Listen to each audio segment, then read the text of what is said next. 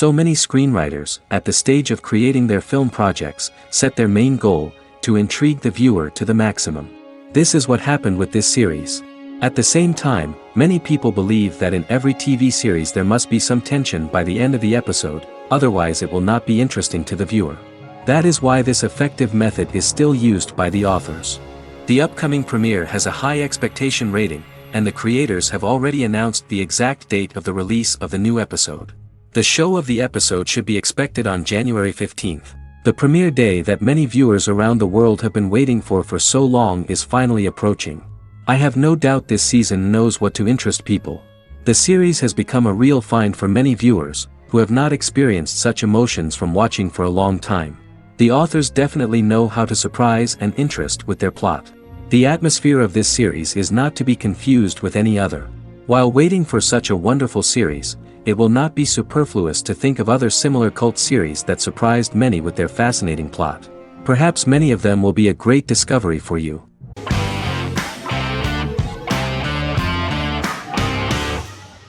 Fargo is an American black comedy crime drama television series created and primarily written by Noah Hawley. The show is inspired by the 1996 film of the same name, which was written and directed by the Coen brothers, and takes place within the same fictional universe. The Coens were impressed by Hawley's script and agreed to be named as executive producers. The series premiered on April 15, 2014. Each season is heavily influenced by various Coen brothers films, with each containing numerous references to them. The first season, set primarily in Minnesota and North Dakota from January 2006 to February 2007 and starring Billy Bob Thornton, Allison Tolman, Colin Hanks, and Martin Freeman, received wide acclaim from critics.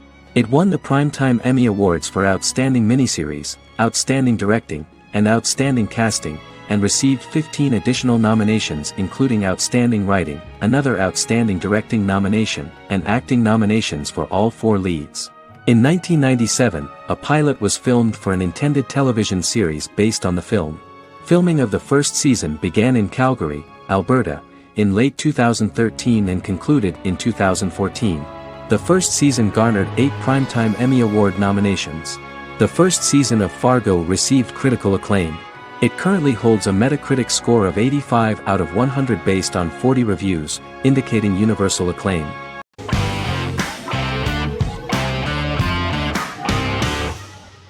Endless Love is a Turkish drama series. The series has become a milestone in the international history of Turkish series, being awarded by the International Emmy Awards for Best Telenovela in 2017, becoming the first and only Turkish series to win this award. In addition, it has also been the only Turkish series to become a finalist in these awards. The novel has become the most watched Turkish series in the world, being broadcast in more than 110 countries with successful audiences and has been translated into more than 50 languages. In its broadcast in the United States through Univision, it became the most watched foreign soap opera in the entire history of the country and the Turkish series with the highest audience, surpassing its main competitors. The love story remains the most watched fiction in Hispanic prime time with more than 2 million viewers every day and close to 4 million in its final episode, something that no other series has achieved. Currently, Kara Sevda remains the most watched Turkish series in the United States. The first episode was a resounding success. The plot opened up an interesting story for the viewer. Kemal Soydura is the son of a middle-class family. In his last year in mining engineering, a girl named Nihan enters his monotonous life. Love is impossible because of the class difference between them, but they manage to be together.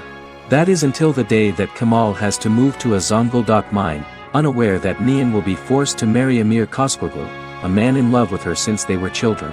Kemal isolates himself at work, and one day, following his actions to help in an accident at the mine, Kemal is promoted and assumes a position of power in the company. 5 years later, Kemal makes the decision to return to Istanbul to face his past.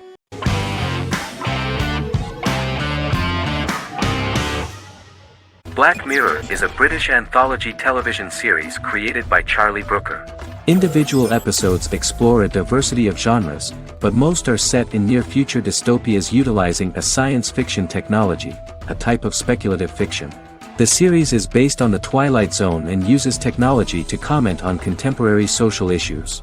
As Black Mirror is an anthology series, each episode is standalone and can be watched in any order.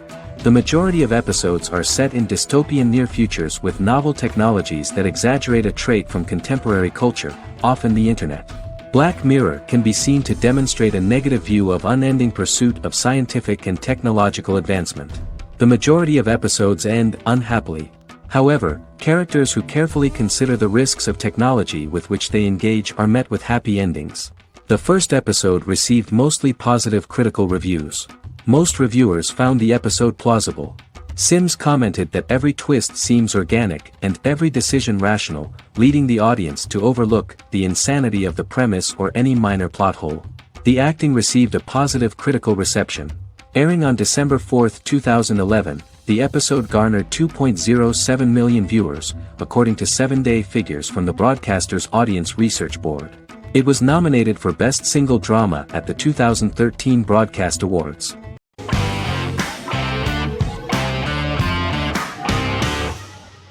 Magnificent Century is a Turkish historical fiction television series. It is based on the life of Ottoman Sultan Süleyman the Magnificent, the longest reigning sultan of the Ottoman Empire, and his wife Hürrem Sultan, a slave girl who became the first Ottoman Haseki Sultan. It also shines the light on the era known as the Sultanate of Women. The show generated controversy and complaints from some viewers, for what they referred to as a disrespectful, indecent and hedonistic portrayal of the historical sultan.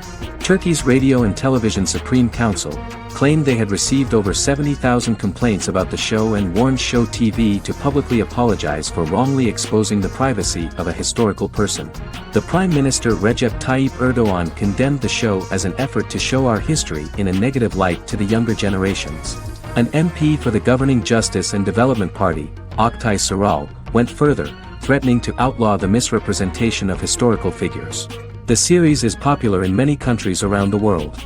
In Greece, the series has become quite popular for people of all socio-economic backgrounds and ages.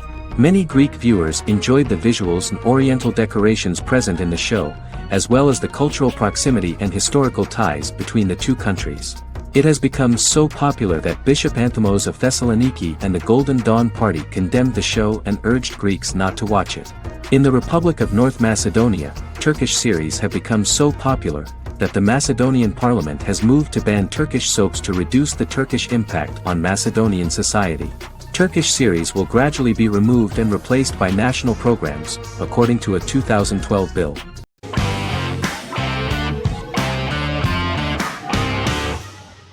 Better Call Saul is an American crime drama television series created by Vince Gilligan and Peter Gould.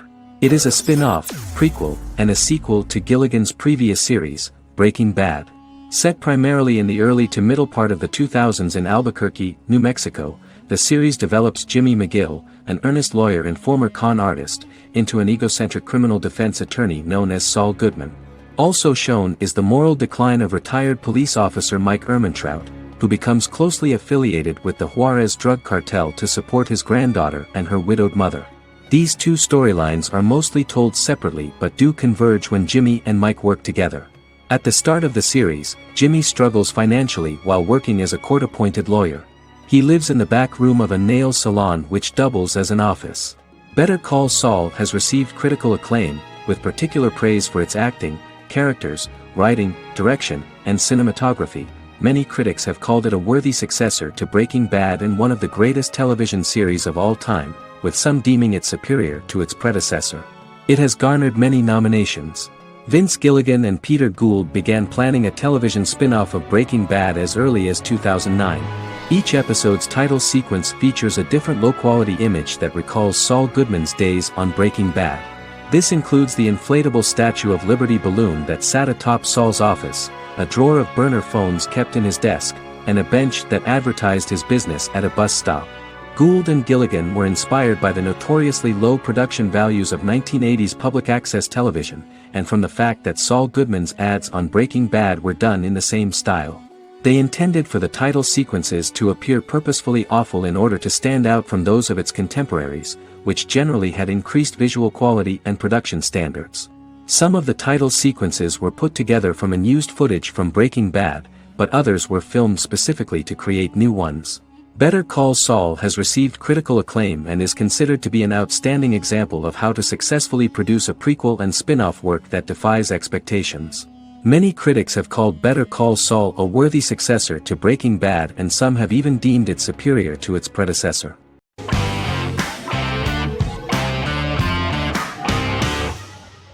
Misfits is a British science fiction comedy drama television show about a group of young offenders sentenced to work in a community service program, where they obtain supernatural powers after a strange electrical storm. The show premiered on November 12, 2009 and concluded on December 11, 2013 in its 5th season. The show is filmed in southeast London, mostly on location around the Southmere Lake in Thamesmead, including the signature shot of the 4 multi-story buildings from the roof of the Lakeside Centre in Bexley College. The first series was accompanied by an online viral marketing on social networking websites such as Facebook and Twitter. For example, in a British first, the characters Simon and Kelly tweeted during the initial transmission of each episode, with the content of the tweets provided by writers Sam Leifer and Ben Edwards, under the direction of lead writer Howard Overman and executive producer Petra Fried. British reviews were positive. The Times gave it 4 out of 5 stars, calling it a new union, salty British street humour with whiz-bang special effects.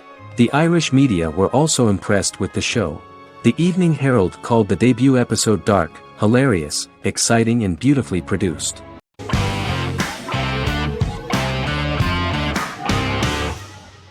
Squid Game is a South Korean survival drama television series created for Netflix. The series revolves around a contest where 456 players, all of whom are in deep financial debt, risk their lives to play a series of dangerous children's games for the chance to win a 45 billion won prize. The title of the series draws from a similarly named Korean children's game. Hwang had conceived of the idea based on his own economic struggles early in life, as well as the class disparity in South Korea and capitalism. Though he had initially written it in 2009, he was unable to find a production company to fund the idea until Netflix took an interest around 2019 as part of their drive to expand their foreign programming offerings. Squid Game was released worldwide on September 17, 2021, to critical acclaim and international attention. Around 2008, series creator had tried unsuccessfully to get investment for a different movie script that he had written, and he, his mother, and his grandmother had to take out loans to stay afloat, but still struggled amid the debt crisis within the country. Hwang compared the character's situation in these works to his own current situation and considered the idea of being able to join such a survival game to win money to get him out of debt, leading him to write a film script on that concept throughout 2009. Immediately, the first episode impressed millions of viewers. Song Ji-hun, a divorced father and indebted gambler who lives with his elderly mother, is invited to play a series of children's games for a chance at a large cash prize. Accepting the offer, he is taken to an unknown location where he finds himself among 455 other players who are all deeply in debt. The players are made to wear green tracksuits and are kept under watch at all times by masked guards in pink jumpsuits, with the games overseen by the front man, who wears a black mask and black uniform. Squid Game was considered one of the latest examples of the growing trend of popular South Korean media to gain international attention since the late 2010s, similar to popular Korean pop bands like BTS and Korean dramas and films like Parasite.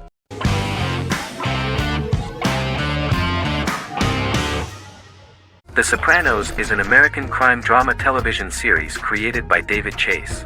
The story revolves around Tony Soprano, a New Jersey-based Italian-American mobster, portraying the difficulties that he faces as he tries to balance his family life with his role as the leader of a criminal organization. Tony Soprano has a panic attack that prompts him to see a psychiatrist. The pilot was ordered in 1997, and the show premiered on HBO on January 10, 1999. The series ran for 6 seasons totaling 86 episodes until June 10, 2007. The Sopranos is widely regarded as one of the greatest television series of all time. It has been the subject of critical analysis, controversy, and parody, and has spawned books, a video game, soundtrack albums, podcasts and assorted merchandise. Several members of the show's cast and crew were largely unknown to the public but have since had successful careers. Since its inception in 1999, the series has become a cultural phenomenon, gaining wide popularity and critical acclaim. This was due to the innovative approach to the description of the life of the mafia, the American family, the problems of the Italian-American community in the United States and the boundaries of what society considers morality. The first episode was very exciting. At a family picnic, Tony collapses. In the hospital, during the examination, it turns out that this is not a physiological deviation, but a psychological one. On the recommendation of his doctor neighbor, Bruce Cusimano, Anthony goes to see psychiatrist Jennifer Melfi. Tony cannot tell all the details of his life due to the fact that his story is connected with crime. Moreover, Dr. Melfi immediately warned him that if she learns anything about even a possible harm to a person, she is legally obliged to report this data to the police. In the process of therapy, some details of Anthony's life are revealed, his attitude to life, to the family, to children and to his mother, which makes him very nervous, because no matter what he does, no matter how he behaves, his mother Livia always remains dissatisfied with him. Tony carefully hides the fact of visiting a psychotherapist from his friends.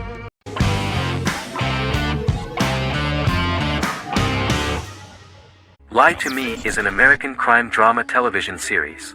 In the show, Dr. Cal Lightman and his colleagues in the Lightman Group accept assignments from third parties, commonly local and federal law enforcement, and assist in investigations, reaching the truth through applied psychology. The show received mostly positive reviews from television critics.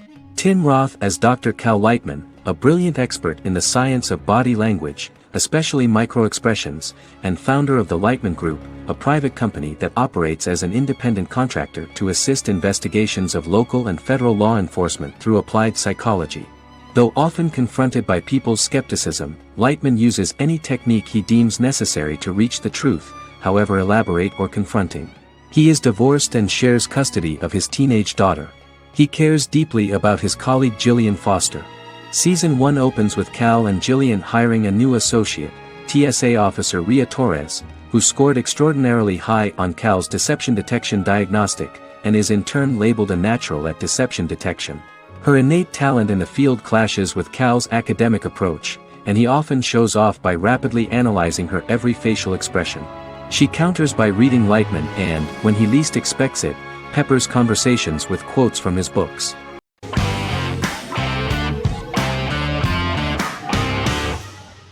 In Constant Love is a Turkish romantic television series. The plot proved interesting to many viewers. Reyyen is Nesu Sadoglu's granddaughter, patriarch of the prominent Sadoglu family in the town of Midyat. However, she has never felt loved by anyone in her household except her father, Hazar, her mother, Zara, and her younger sister, Gül. Reyyen has been mistreated by her grandfather since childhood because she is not his biological granddaughter, and the only reason he accepted her into the family was at Hazar's request. One morning, Reyyen goes out on horseback to watch the sunrise. On her way back, her horse is nearly hit by a car. Reyyen falls and loses consciousness. The driver of the car, a handsome young man named Miran, is immediately attracted to her and offers to drive her back home. Yaren, daughter of Hazar's brother, Cihan, is infatuated with Miran. When Miran falls in love with her cousin, Yaren swears revenge on Reyyen for stealing Miran from her and ruining her life. Eventually, Miran and Reyyen are married. However, Miran abandons Reyyen after their first night as husband and wife, sparking intense feelings of betrayal and hatred in Reyyen. She vows to never let him forget what he has done to her. Soon, Reyyen finds out that everything Miran has told her about himself is a lie: his name, his background, his family, and the wedding. Miran's plan all along was to gain the trust of the Sadoglu family, marry their innocent daughter and then leave her the morning after, humiliating the entire family and thus, exacting the first part of his revenge against the Sadoglus.